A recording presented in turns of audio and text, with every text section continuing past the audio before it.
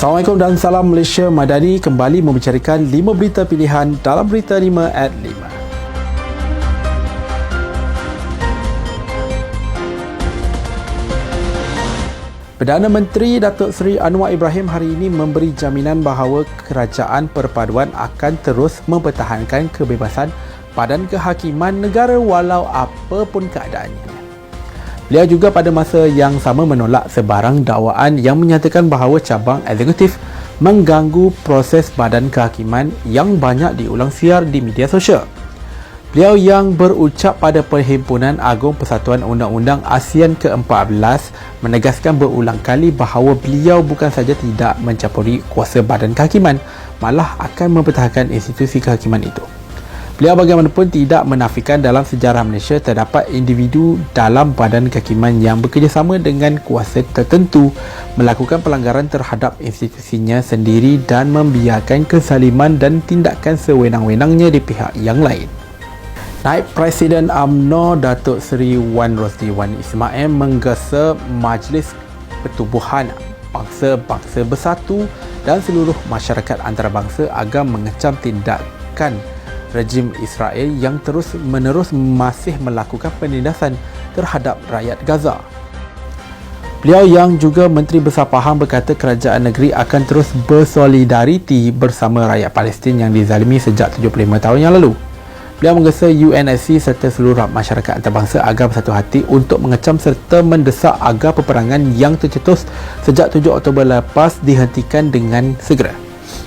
Beliau berkata demikian selepas menerima kunjungan hormat daripada Badan Bukan Kerajaan Palestinian Cultural Organisation Malaysia yang diwakili oleh pengerusinya Badruddin Sivem yang menceritakan sendiri keadaan yang sedang berlaku di Palestin. Beliau juga turut menitipkan harapan dan doa agar rakyat Palestin terus diberikan ketabahan agar mereka mampu hidup tanpa terus ditekan oleh rejim Israel. Presiden UMNO Datuk Seri Dr. Ahmad Zahid Hamidi meneruskan siri jelajah kembaranya ke UMNO bahagian Setiawangsa semalam sebagai perjumpaan beliau bersama kepimpinan parti di peringkat akar umbi. UMNO bahagian Setiawangsa menjadi lokasi ke-6 jelajah tersebut yang diadakan di Auditorium Felkra Berhad yang dihadiri hampir 1,000 ahli akar umbi dan kepimpinan UMNO bahagian Setiawangsa.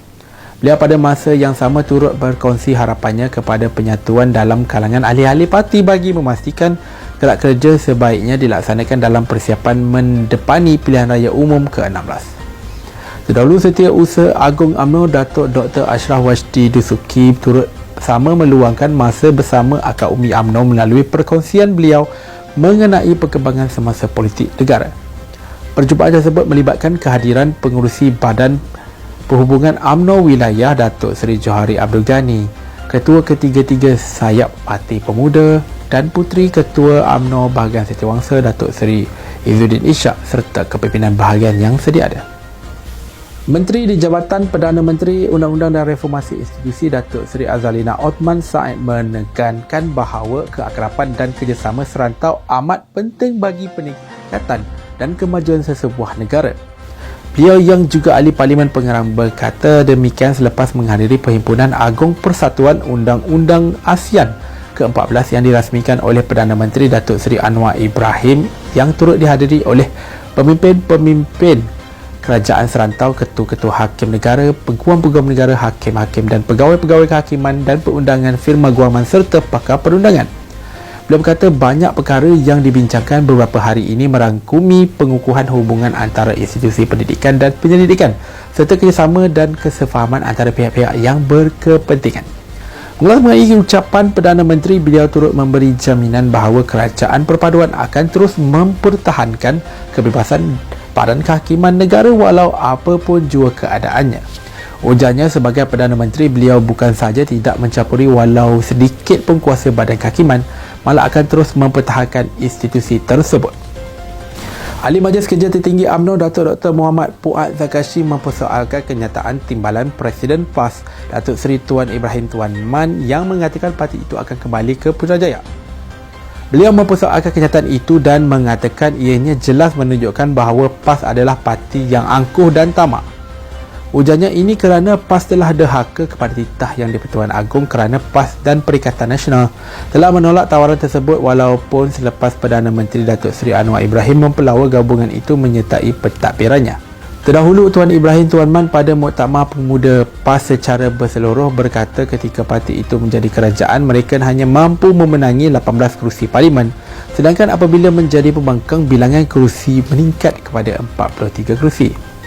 Untuk rekod, pada pilihan raya umum ke-15 yang lalu menyaksikan buat pertama kalinya kerajaan ditubuhkan berdasarkan persefahaman di antara Pakatan Harapan Barisan Nasional, Gabungan Parti Sarawak, Gabungan Rakyat Sabah dan Warisan.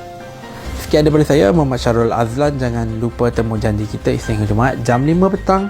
5 berita pilihan hanya di Berita 5 at 5. Assalamualaikum dan salam Malaysia Madani.